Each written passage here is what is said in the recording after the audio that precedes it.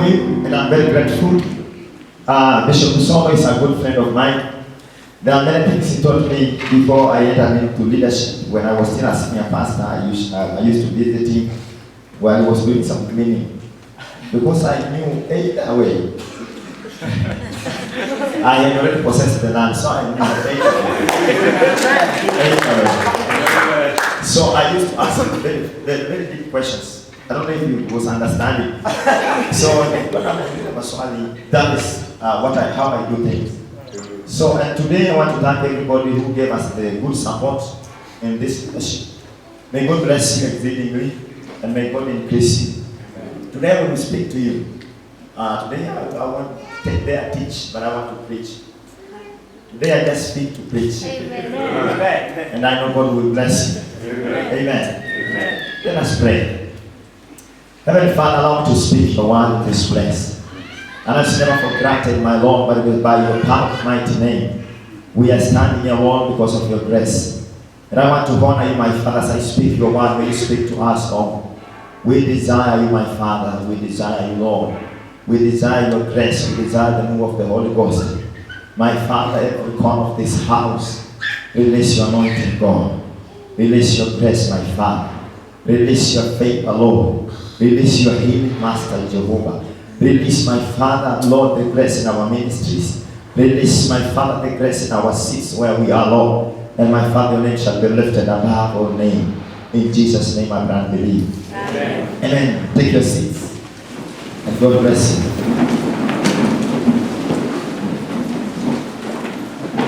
I will speak the word of God. I'm called Jared Wilson. If you love, I don't know, you just make sure you write something, because I will start here and tell you, begin writing. If you feel you can write something, you will write on the way. Because I just been moving like I write a command, like I'm very man in the kingdom. Because I became mad some years ago. When my mother and my father, they knew I'm a madman. And I told them I'm no longer here. I'm a man of the kingdom. You sing to me, I can do you, I go with you. You sing to me in a French, international kitchen. You can. Any song you bring, yes, sir. Because I'm an international. Yes. I will speak locally, but I think globally. Yes. So today we are building locally, but we are thinking global. Amen. So my title is Go Global.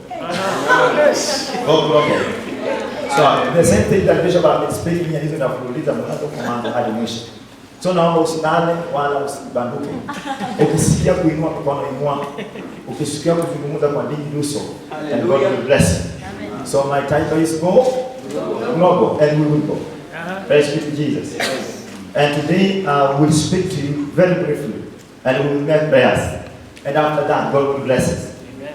As I've said through this preaching, I'm just introducing myself.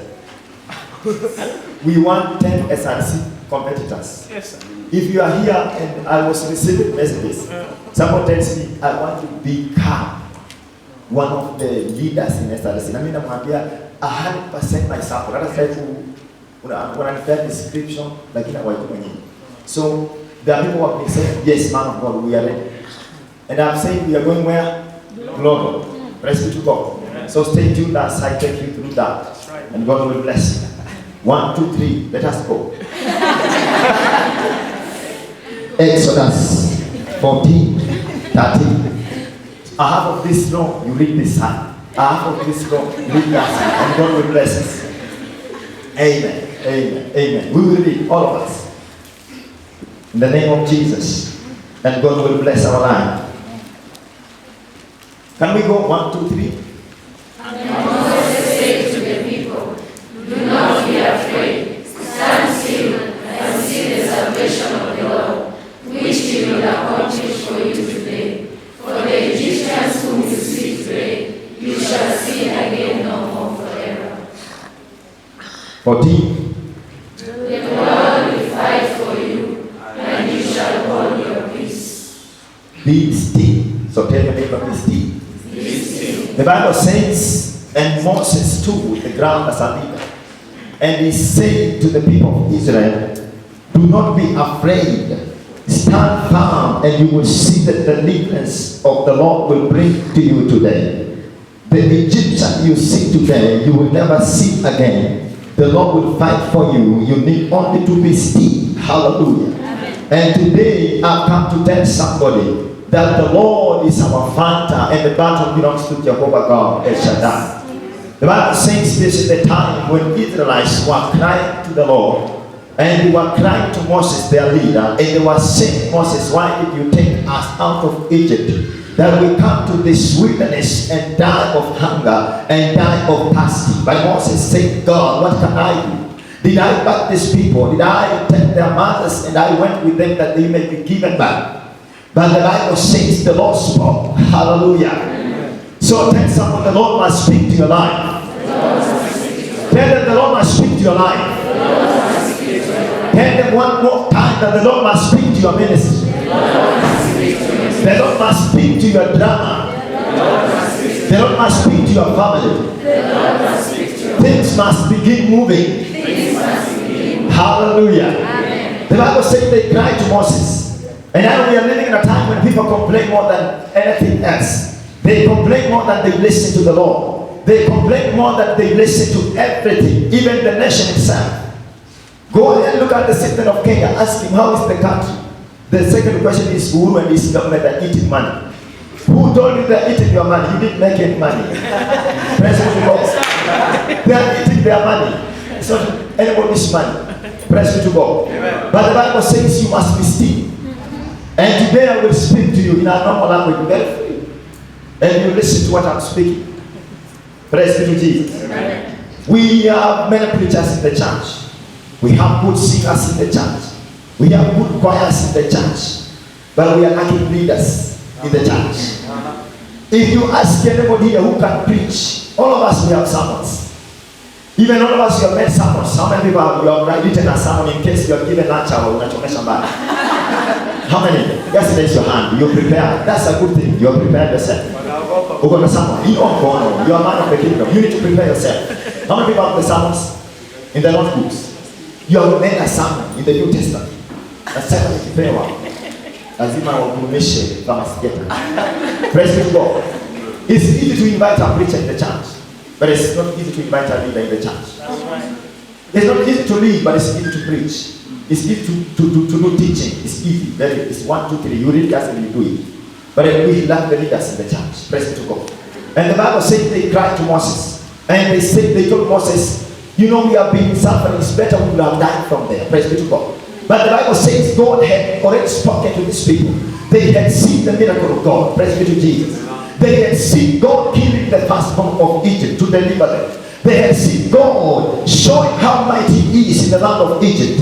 They had seen all kinds of miracles, but they were not still believing God. Praise be to Jesus. You may be here sometimes in your life, always you never believe that God can do something.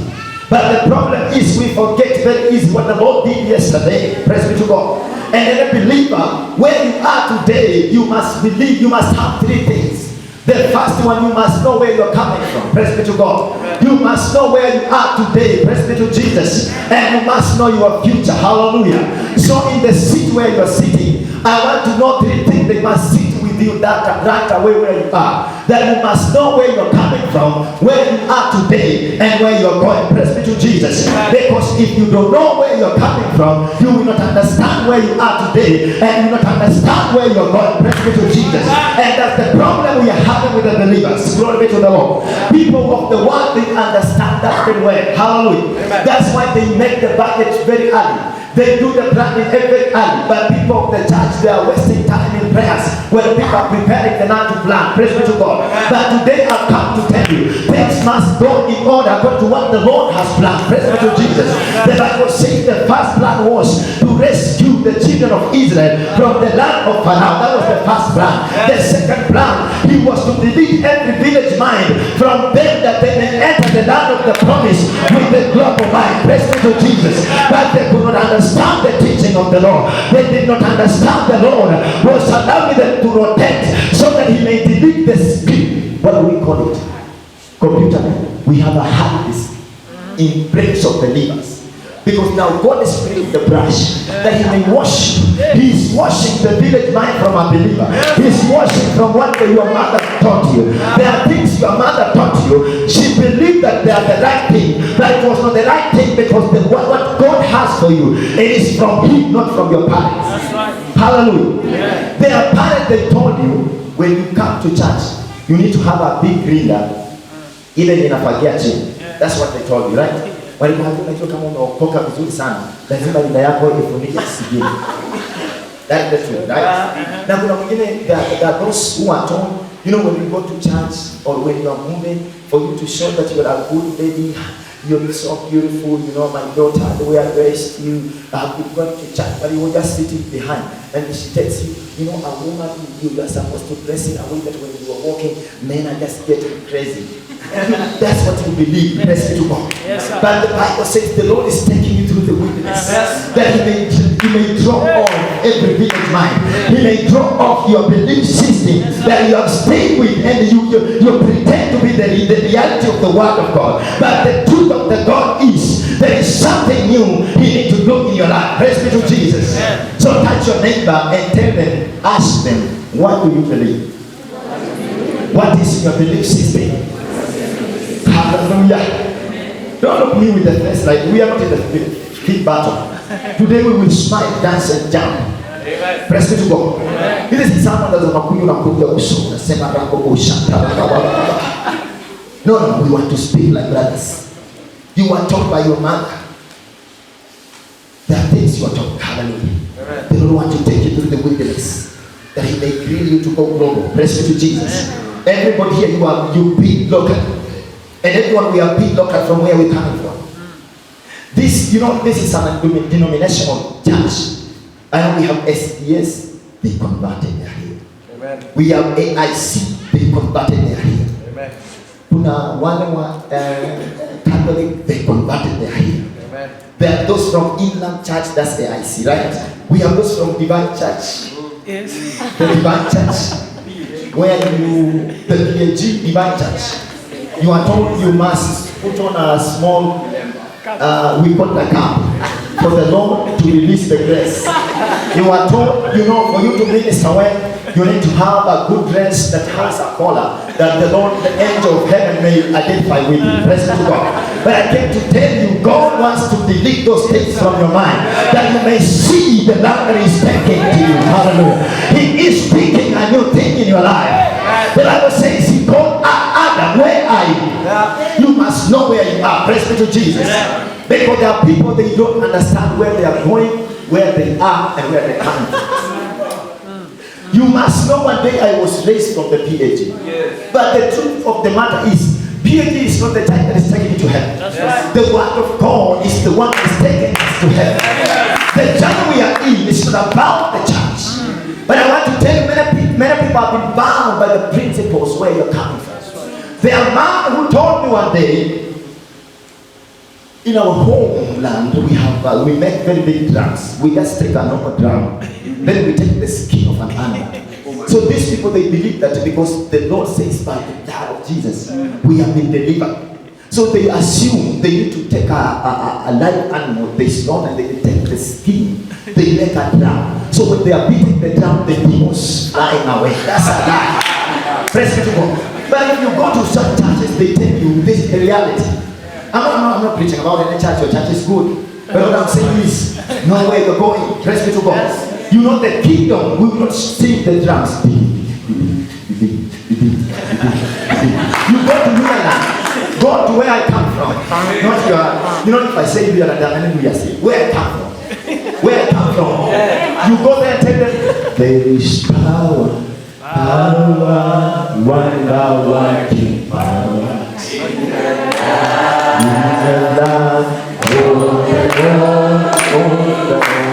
There is power, wonder working power. You sing that song, they are looking at you like crazy people. Where are you coming from? But take the drum and go to the Lord and begin hitting with 5 people. You will find a long line following you, because it is in the belief system. That's the reason why God was taking them. It was a short journey, but it took many years because of the ignorance of believers. Praise be to God. That the Lord cannot bless us because we are still holding on the belief system. So ask your neighbor, which belief system are you holding on? Hallelujah. That's the truth. And I know everybody, you have your own story. I'm telling my story.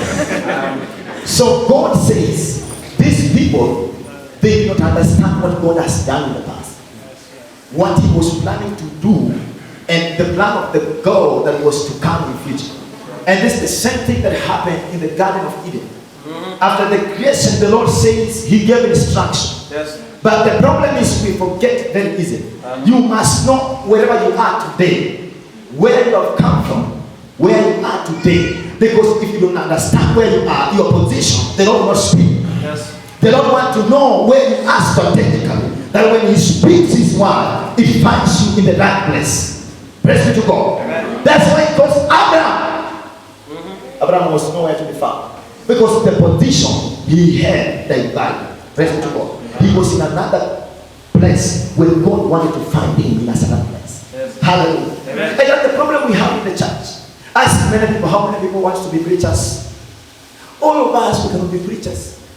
Preachers is a calling. Praise be to God. Amen. You can be born again, filled with the Holy Ghost, but you can just make the mass. Yes, mass. And the Holy Ghost will just give you the grace. Through the making of mass, you become successful. That's right. You can be born again, full of the Holy Ghost, but you say, today I want to be an MCA. But you ask believers, because of the belief system, you are talking with your mother, anybody to go in the parliament, you must be taking alcohol. You are told when you go to parliament, you lazima uende mahali kule kwingine utafuteka motel. That's a lie. It was not the truth. Are you getting what I'm saying? Yes. That was not the truth. Yes. The Bible says we must be widely. Widely means, yani kwa njia nyingine nasema tuwe kama watu wa dunia. Yani tuwe dunia. Praise be to God. Widely inamaanisha yani tuingie system yote. Tell your neighbor you need to go to every system. You need to go to every system. Hallelujah. Amen. So the journey begins, and the Bible says they complain. Why were they complaining? They did not visualize that when we began the journey from Egypt, the Lord fought for us. So if God delivered us from Egypt, He is able to deliver us in the wilderness. Because I'm asking you a question very simple. Is it easy, which is very easy, for the Lord to provide water or for the Lord to fight the Egyptians? Which is difficult for the Lord to do. What is easy? But it was not easy for the Lord to fight for Israelites while they were still in the land of Egypt. Hallelujah. Amen. Even the testing, they were very heavy. But the Lord had done it. But they forgot very easy. And the Bible says they made even Moses himself to sit before the Lord. And God said to Moses, be still and see the salvation of the Lord. And today I've come to tell somebody, you may have gone through hell, you may be here, and you never understand what the Lord is about to do in your life.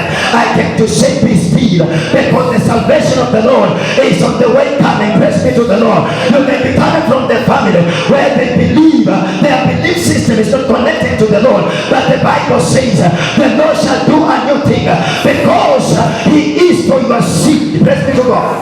Your father was a drunkard, but the Lord says, by your seed I will bless your generation. Hallelujah. Amen. So say, I'm a blessed generation. Tap your chest and say, I'm a blessed man. I'm a blessed man of God. I'm a blessed woman of God. I need to go global.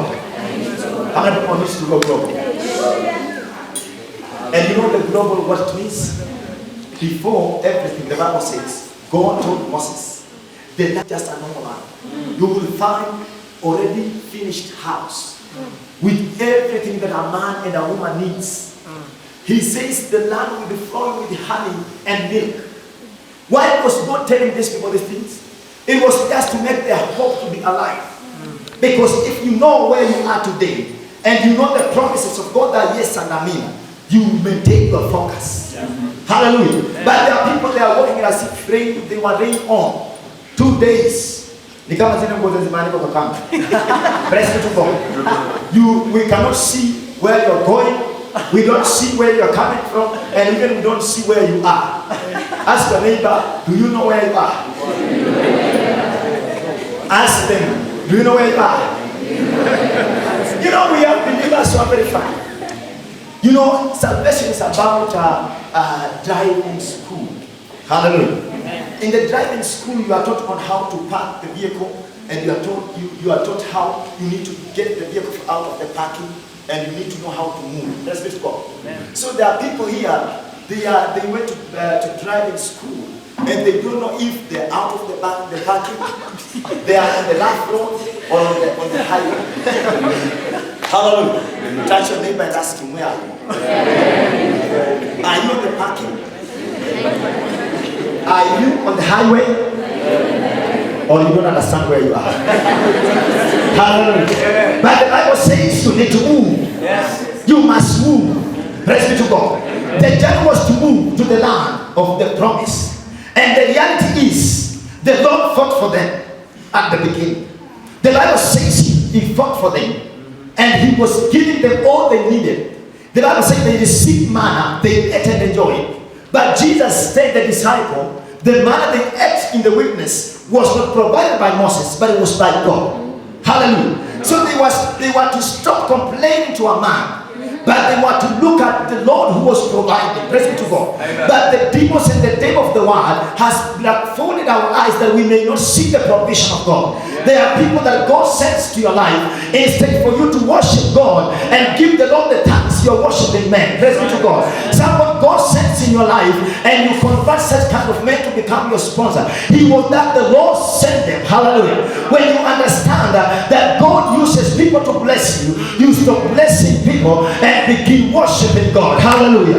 The Bible says the Lord gave the provision. He released manna. He released food in the wilderness. They want to know that if God can provide today, he will still provide where we are going. Despite today I can go without water, I know tomorrow I will receive, because my Father is El Shaddai.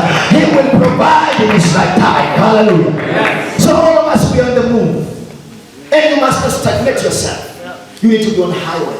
Yes. You know highway, it means you need to know, you must be very careful. You cannot be a crazy driver on a highway. On a highway you need to know the traffics. On a highway you need to know the heavy trucks. On a highway you need to be macho. Praise be to God. Yes. But there are people, even if you give him singing, he is singing like a parking car. A parking car cannot move. Tell someone move the car. Tell someone move the place and worship. Tell someone move your leadership. Tell someone move your ministry. Thank them and tell them move your ministry. You are given a ministry when it was on a highway. Ukasema hii barabara ni kubwa ukaingia parking. You know in the parking there is no any disturbance. Praise be to God. So how many people are in the parking? In the parking we don't have any disturbance. And the children of Israel in the Egypt they were in the parking. But the Lord was telling them move the dice. Move the dice. Praise be to God. Amen. When we are in the movement, you know, giving up. When you give up brings peace. Praise be to God. How do people know that giving up it brings peace in your life? You are given a job, you say, I'm tired of this fast. I give up. You will sleep well. You know we are disturbed. Let me tell you. There are times I get out of the meetings. I look at my watch. Normally a man should sleep 6 hours, right? That's normal. But now I go to my watch. It is 12. And I say, you know, I'm supposed to be in pharmacy theater at 5. So by force, I need to set my alarm. But if I don't set my alarm, give me the alarm. That's the truth. Yes, sir. So I need to set my alarm because I know I'm on a highway. Yes. I set my alarm. 5 hours. That's now minimum. I say 5 hours. So 12 plus 5 hours. At least I need to wake up by 5 sharp. So 5, I need to be 6. They were complaining. The reason behind the complaint is they want free things. They were saying it's better for us to work to toil, but we're given meat. But the Lord was preparing them. Praise be to God. You may be here, you are under preparation. Praise be to God. Any battle you are facing is the preparation. I was talking to somebody and I was telling them, not everything is the prayer items. You are disturbing God. Yeah. You must know what to pray for. Yes. You must know what to answer, yes or no. You must know the things to sit down and forget about. Yeah. You must know when to move and run. Praise be to God. Not everything we pray for. That's right. Hallelujah. And somebody stole your money, you are going to pharmacy theater, I declare it. We don't. Let's get to God. Hallelujah. Are you what I'm saying? Yes. Not all things are fair. Not all things you need to complain for your friends. Kuna watu wanaenda kushangaza kitu nakwambia huyu mtu ana akili ama shida gani? Praise be to God. The Lord has given us the brain. Praise be to Jesus. I want to tell you the truth. Leo nikwambia tu mambo na kweli kweli. Kwamba there are things you don't need to pray. And if we do that, we go global. Praise be to God. Global means you know that one day you are building local. You cannot come from your village and you want this church to perform the way your church from your home was doing. We are singing an English song na unakunja uso. We cannot sing here for number time. Hallelujah. You need to go global. You need to go global. Hallelujah. There was a great man who met me. And he met me and alikuwa nimemsikia maneno yake. And he said, one day this man, if he will cross my line, he will know I'm Jared. So he one day told me, you know, see, you are very funny. You sing very English songs. I asked him, in KLTC, do they teach in English or they teach in Maya? Yes. I asked him, does your lecturers teach you in Maya or in English? He told me, no, this is a church. Yes, and the class. In class 1, you are taught your mother tongue. You are taught your mother tongue. When you graduate to standard 4, you are taught how to write the letters. You are taught you need to know how to speak English. So you are in college, you are still here thinking of, we need to sing in your language. I told him, go to town or go to a village church. So the village church is the one I told him, you can go to Kibira, you can go to Kawangwani, you will find your church. That's right. Hallelujah. I told him, don't dare go to town because you will be discouraged. Yes, glory to the Lord. I can see that people that are not laughing. You might be one of them. Praise God. You need to go global. So make sure you shake somebody and tell them you need to go global. There is a saying in my village that it takes a village to raise a boy. It takes a village to raise a boy. Talk to me. There is a village. It takes a village to do what? It takes a village to do what? But it takes the church to do what? Raise you. You know that people they are moved by village life. If you are here, you are still thinking of village, God will not use you to go global. You cannot go global if you are thinking in village.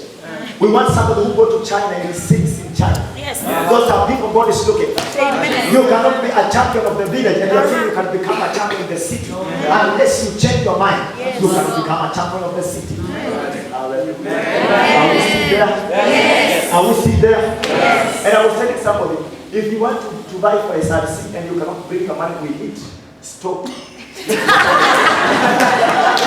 you are here, you will not hear what I say. I say, if you are a stage man, you cannot release your money, you go to KM and eat.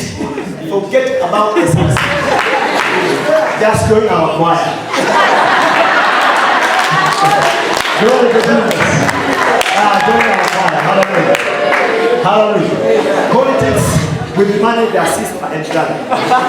Don't disturb us. We have things to pray for in you are here and you are thinking of politics.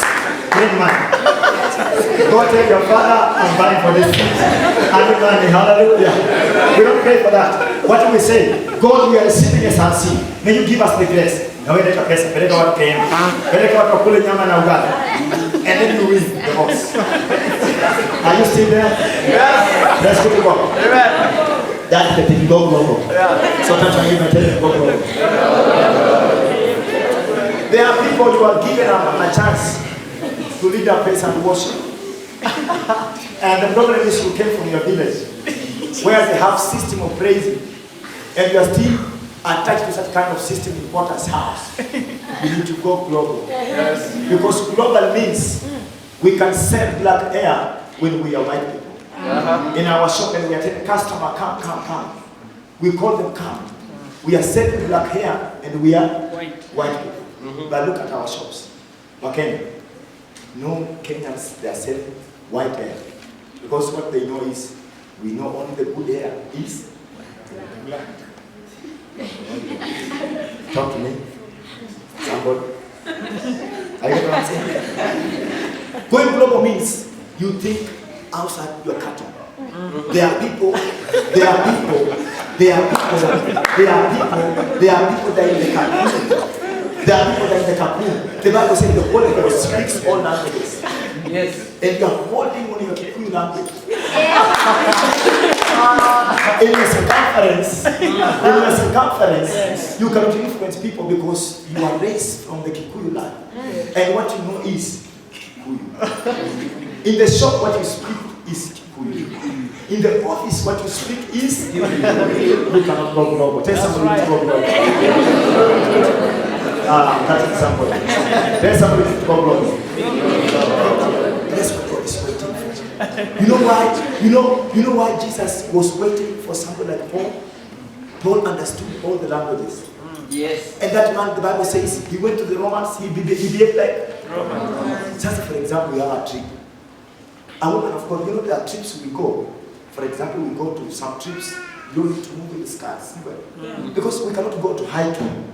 And you tell her, you need to come with us. Talk to me. We are going for hiking. And then you are telling ladies, according to the scriptures. It is written that a woman should not put on what? Yes, we can tell them according to our rules of the church. According to the rules of our church, we don't allow women to come when they are dressed with shorts in the church. But please, we are going for hiking. Yes. Hiking, how will you climb the mountain? Let's be realistic. How can you move the mountain when you have a very long scarf in your skin? It's logical. So we need to go global. And I want to tell you for free. If you want to be a leader in Porter's house, we have our own rules to come to Porter's house. But don't dare apply these rules in the church somewhere. Yes. You will be chased away. I say go chase away. Don't apply what you are taught, the system of your village, to the city or to the office of the village. When you occupy a new office, ask God to give you the grace to understand how people in that place they operate. And that's the problem we are having in the church today. Why the people are not following us? Why are we not influencing people? Because ourselves, we are not changed. And unless you change from inside, you cannot influence your circumference. You cannot be a praise and worship. You want the heavens to open, and yourself, the heavens are not open for you. They will not open for the church because from you there is something that has not yet been revealed. That's the reason why when they were sending the spies, they were two people who had received the check from inside. When they brought the information, it was that we are able to occupy the land, despite we have the annex, but we know we have God who can fight for us. Praise be to God. Hallelujah. Amen. Look at me, don't look down. I'm talking to you. I'm not talking to the angels. Because angels have been inside my body. I'm talking to you. There is a time you are told you need to dress when you're coming to church. So kuna mtu hapa anasema sasa, how can somebody put on a tie while preaching? You need to have that dress in Konashingo. Those dresses, they don't bring the glory of God.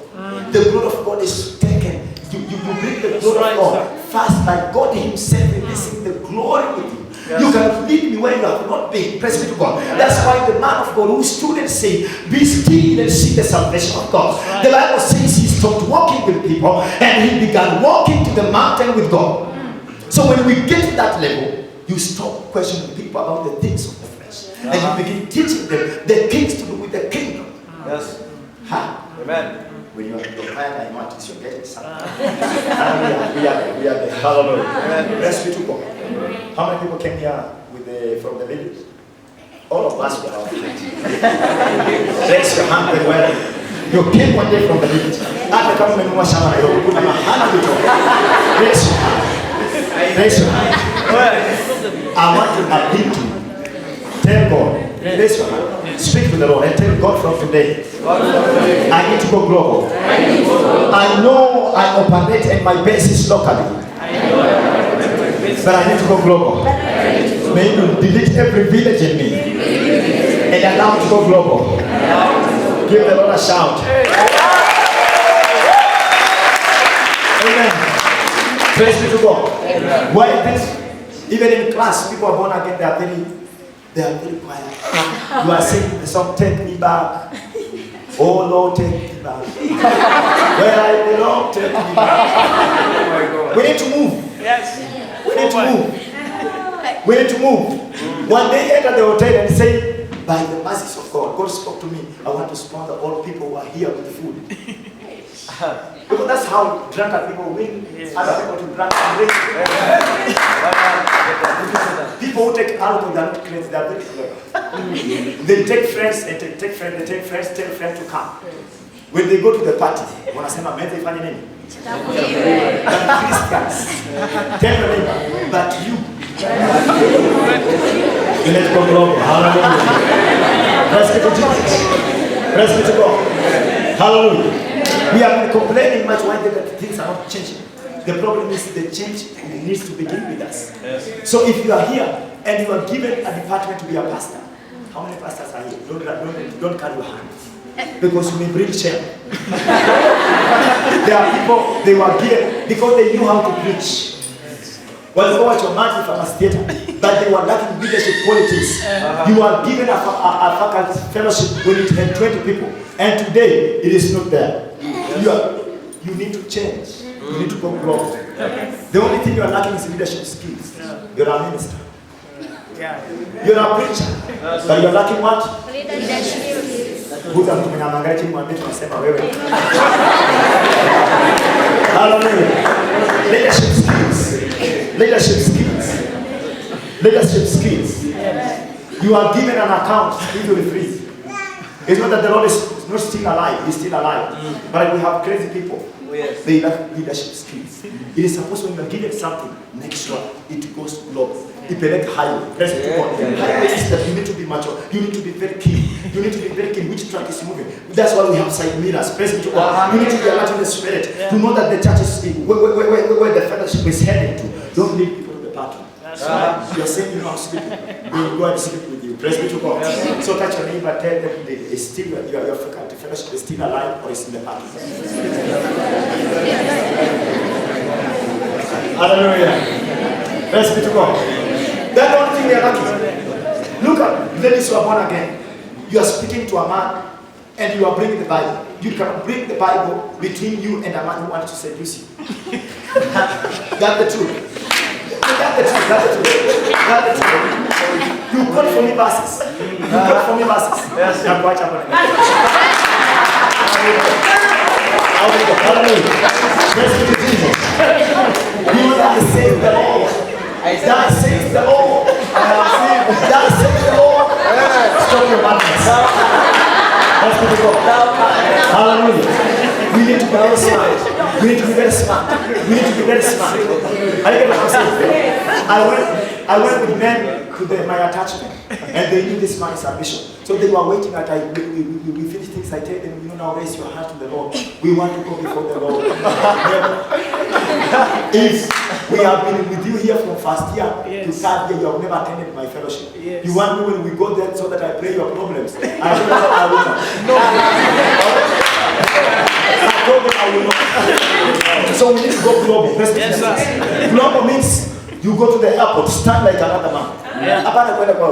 Airport people have made a queue and you are there singing hymns. We are here waiting for the airplane to go and you are saying, Hosanna, Hosanna. These people, they know we are crazy people. That's why the world is seeing us as crazy people. Their function, we go. You go there with your holiness. There are times you need to be very keen for you to get people to the salvation. Right. There are things you need to do. Praise be to God. Hallelujah.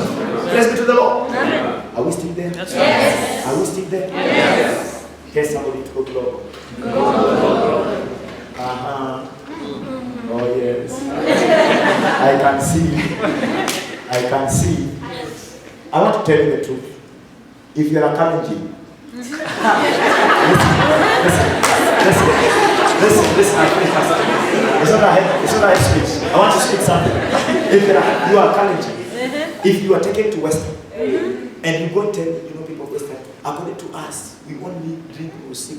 You will not work in our offices. You're not working out. You need to go there and you tell them, you know, I love Uganda.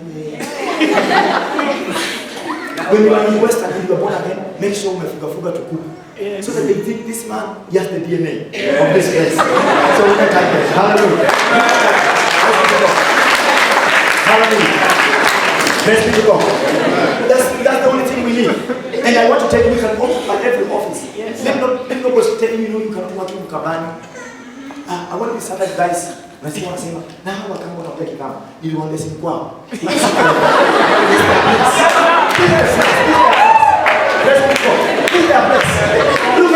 You cannot bring a stranger to my home. You know, that's the problem we have in the church. And I want to tell you that's the truth. I cannot carry services the way in my department I carry services different from the way I carry it here. Here I know all of you are born again. But in my department, for me to move the department, I need to change my mind. And I don't carry Potter's house back to my class. Yes. Kuna wale wananiambia leo unakuita party, unakunywa pombe. Namwambia mwalimu, nakuja kunywa siku nyingine. Hallelujah. So when they do their discovery, they know I'm a bishop. And from that day they respect me. Because she knew she told me stupid things, but I did not engage in this stupidity. Because I'm smart. Let's go. So that somebody you are born again, when you go somewhere in an office, be chill, you be still. Still means you be silent, you shut up your mouth. Tell your neighbor you need to shut up your mouth. That's why your roommate cannot come to church. Because you know believers are crazy people.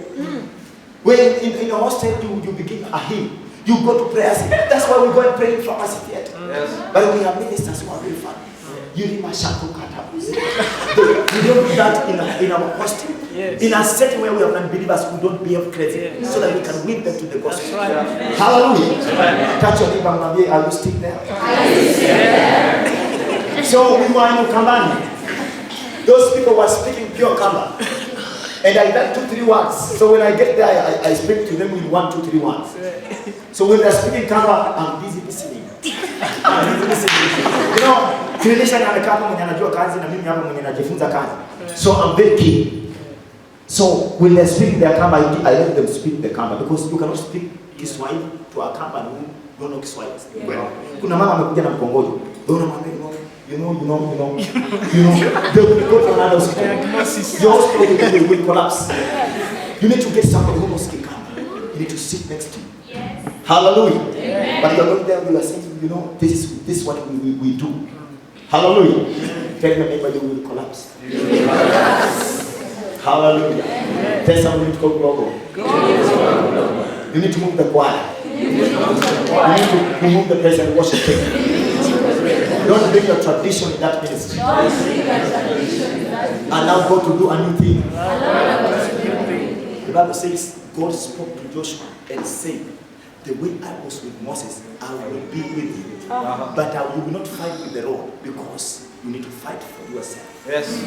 So with Moses in the wilderness, the Bible says God was fighting for them. But the minute they crossed to the promised land, Mungu akamwambia, you need to mature up. You need to mature up. You need to know the stones can support a believer. You need to know that now you need to fight for yourself, but I will be with you. Let's go to God. So there's somebody, the Lord needs you to fight for yourself. Stop crying. And start fighting. As I want us to go to another chapter. And that one, everyone will stand. Because we want to do a crazy thing and God will bless you.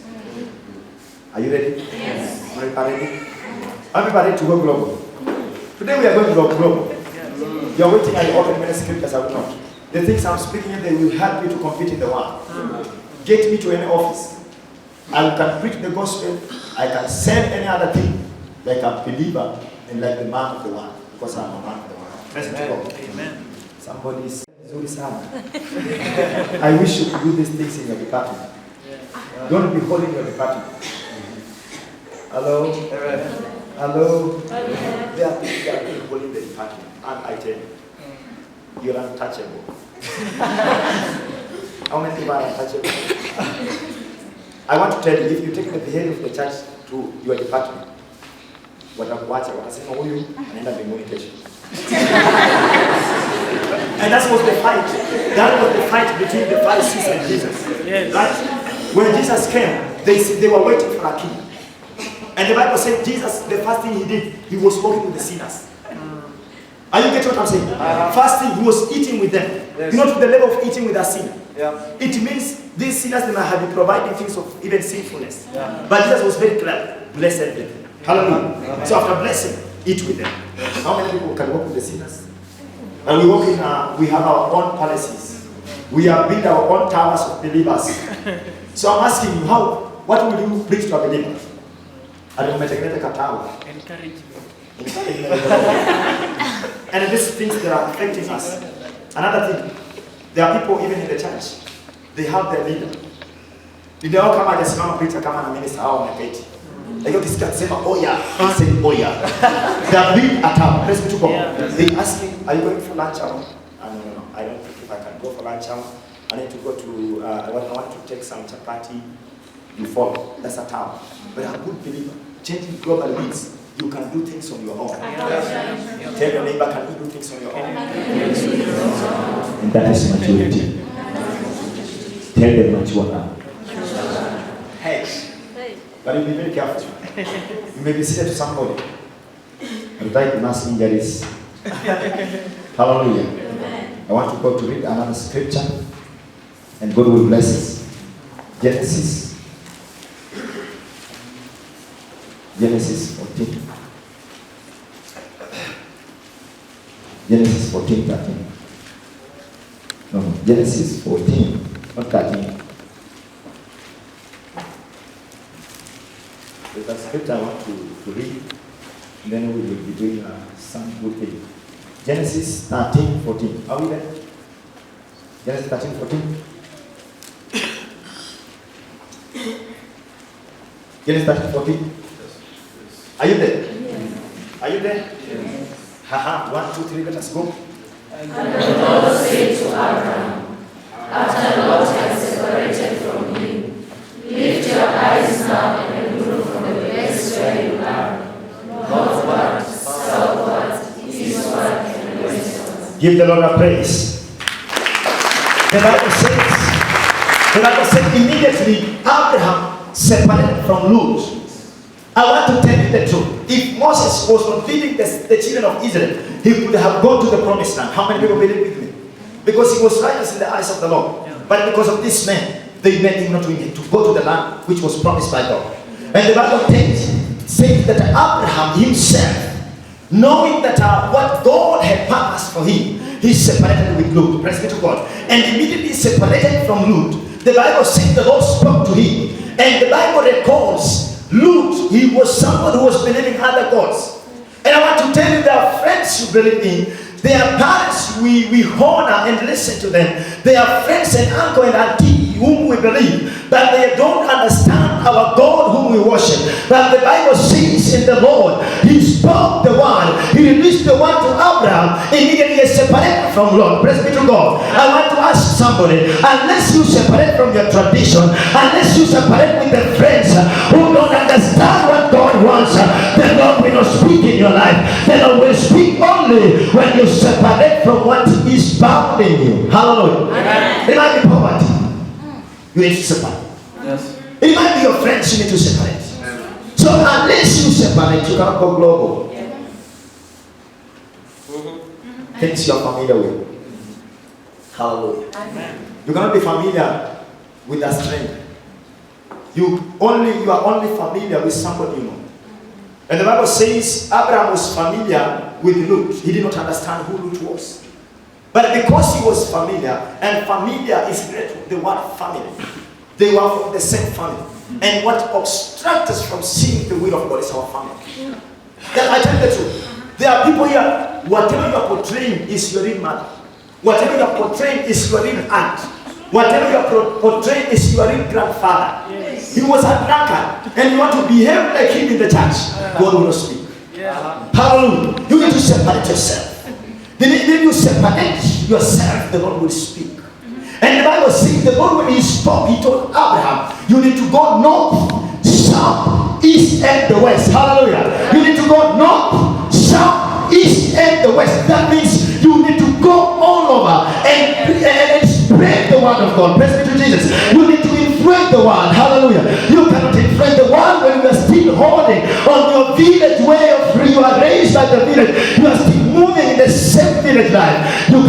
change the world. Hallelujah. We can only change the world when we have been influenced by God. Hallelujah. So there are people, they say, you know, I want to become an apostle. You must know how apostles they pay for it. Hallelujah. I want to become a good wife material. A good wife material. You don't just wake up today and say, today I am a wife material. Somebody saying, you know, I want to become a husband material. Brother, you can't wake up, it's never a miracle. If it will be the first one, then you'll be the one we will write in the Bible. Because it never happened. It's a process. You need to go north, south, east, and west. Say North, south, east, and west. Say North, south, east, and west. Say North, south, east, and west. Say North, south, east, and west. Say North, south, east, and west. You need to move the ministry. North, south, east, and west. You need to move the Bible class. North, south, east, Bible study. North, south, east, and west. Your family. North, south, east, and west. Your career. North, south, east, and west. Hallelujah. Amen. There are people when it's a time for attachment. Where you are taking this, you need to go to the homeland.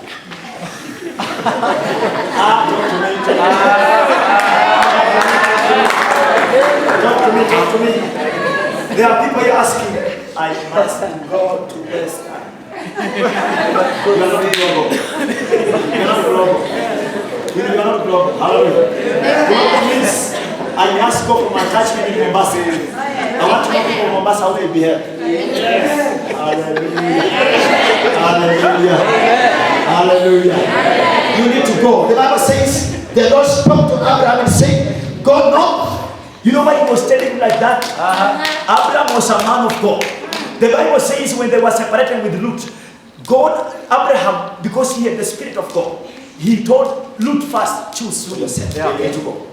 And then Lot said, I want to go to the valleys and the mountains where we have everything. But the man of God said, I will go in the wilderness, that the Lord may do a thing, that people may know I have God. Hallelujah. I want to hear someone who want to go to the dark. You go there somebody. Kwa kibabu ibu uko na wao. Hallelujah. Wakisema salamu na kama uko na wao. Through your behavior, you change it. I get what I'm saying? Don't go to a village. They know you. They are used to it. You refuse. I want to tell you the truth. If you are refusing, you will never become wrong. You will always live like a villager, you will die like a villager, and we will bury like a villager. Do you know that people who die and they are buried like villagers? Talk to me. I'm asking you. Do you know that people who are buried and they die and they are buried globally? Wanatoka mashimo wanaweka zip kanateremsha. Na kaburi lichimbwa na watu wako na suti. But if you are not ready to go global, I want to assure you, whatever watakuja hallelujah. Talk to me. Someone talk to me. I said we need to go global. Tell someone I must go global. And going global, you must know how people not in the north behave. You must know the belief system of the southern people.